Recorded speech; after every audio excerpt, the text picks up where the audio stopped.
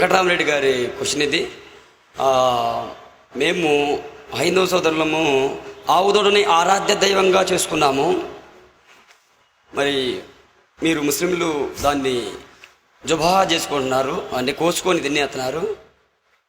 ఇది మాకు బాధాకరమైన విషయంగా ఉంది అని వెంకటరామరెడ్డి గారు అడుగుతున్నారు, కొత్తరెడ్డిపాలెం. వెంకటరామరెడ్డి గారు ప్రశ్న అడిగారని ఒక ముస్లిం సోదరుడు ఆయన ప్రశ్న ఆయనకు బదులుగా అడిగారు. మరి మేము అంటే హిందువులము ఆవుని ఆరాధ్య దైవంగా చేసుకున్నాము, మీరేమో కోసి తింటున్నారు, మాకు చాలా బాధగా ఉంది. మాకు కూడా బాధగా ఉంది, మీరు దైవాన్ని కాదని ఆవును ఆరాధ్య దైవంగా చేసుకున్నారని. కాబట్టి సోదర మహాశైలారా, నిజంగా దైవం అంటే ఎవరిని దైవం అనాలి అనే విషయాలు హిందూ మత గ్రంథాల్లో, ఆ తర్వాత ఖురాన్లో చాలా స్పష్టంగా ఆధారాలతో చెప్పబడ్డాయి. దైవం అనబడేవాడికి ముఖ్యంగా 4 గుణలక్షణాలు ఉంటాయండి. మొట్టమొదటిగా, దైవం అనబడేవాడు పుట్టించేవాడే గాని పుట్టేవాడు కాదు. ఖురాన్లో సూర అల్ ఇఖ్లాస్ నంబర్ 112 ఆయత 3లో లం యలిద్ వలం యూలద్, అల్లా పుట్టించేవాడే గాని పుట్టేవాడు కాదు. అలాగే హిందూ మత గ్రంథాల్లో భగవద్గీత 10వ అధ్యాయం 3వ శ్లోకాన్ని మనం పరిశీలిస్తే, యో మామజమనాదిం చ వ్యక్తి లోక మహేశ్వరం అసమూఢ సమర్థేషు సర్వ పాపైః ప్రముచ్యతే. ఎవడు నన్ను పుట్టుక లేనివానిగా, అనాది రూపునిగా, సమస్త లోకములకు నియామకునిగా తెలుసుకుంటున్నాడో అట్టివాడు సర్వ పాపముల నుండి లెస్సగా విడబడుచున్నాడు. ఇక్కడ హిందూ మత గ్రంథాల్లో కూడా దైవానికి పుట్టుక లేదు. అలాగే 2, దైవానికి మరణము లేదు.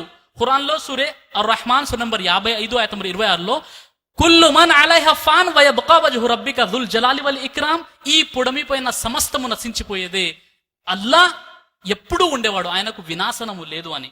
ఇదే విషయం హిందూ మత గ్రంథాల్లో భగవద్గీత 8వ అధ్యాయం శ్లోకంలో పరస్తస్మాత్ భావో అన్యో అవ్యక్తో వ్యక్తత్ సనాతనః యస్స సర్వేషు భూతేషు నశ్యత్సున వినశ్యతి అవినాశ్, ఆయనకు వినాశనము లేదు.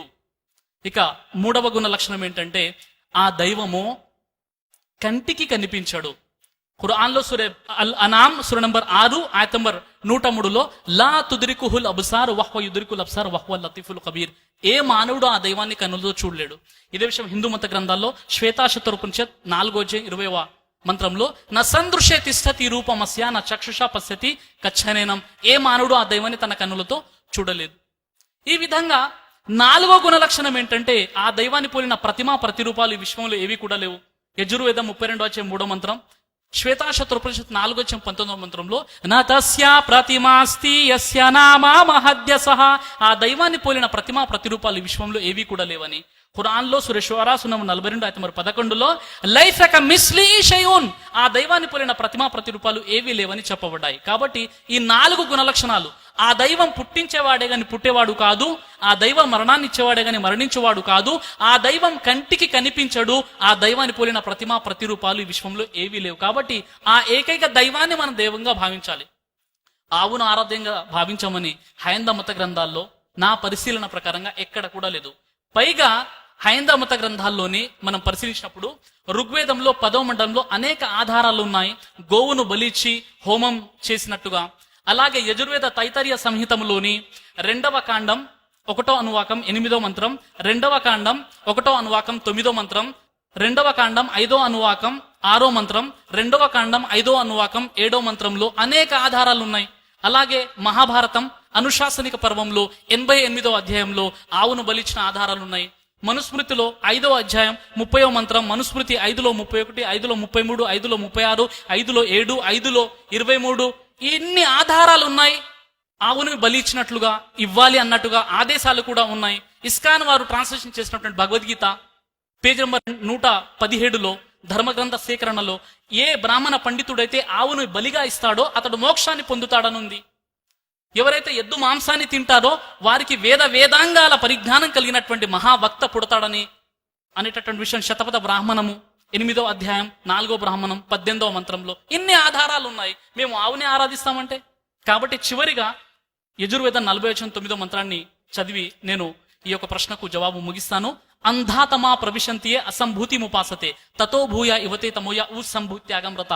ఎవరైతే అంధాతమ చీకటి ప్రవిశంతియే ప్రవేశిస్తారు, అసంభూతి ఎవరైతే సంభూతిని ముపాసతే ఆరాధిస్తారో, ఎవరైతే సృష్టికర్తను కాదని సృష్టిని ఆరాధిస్తారో వారు చీకటిలోకి ప్రవేశిస్తారు. తతో భూయ ఇవతే తమోయ ఊ సంభూత్యాగం రత, మరెవరైతే మానవునిచే తయారు చేయబడినటువంటి ప్రతిమలను పూజిస్తారో వారు అంతకంటే మించినదా అనే నరకానికి వెళ్తారు. కాబట్టి సోదరులారా, మా ఆత్మీయ సోదరులు నరకానికి వెళ్ళకూడదు, వారికి స్వర్గానికి వెళ్ళాలి. వారు కూడా ఆదమహవ్వ సంతానం భావిస్తున్నాము. కాబట్టి సత్యం తెలుసుకోండి, ఆవును ఆరాధించకండి, ఆవును సృష్టించిన దైవాన్ని ఆరాధించండి. మీ ప్రశ్నకు జవాబు దొరికిందని ఆశిస్తున్నాను.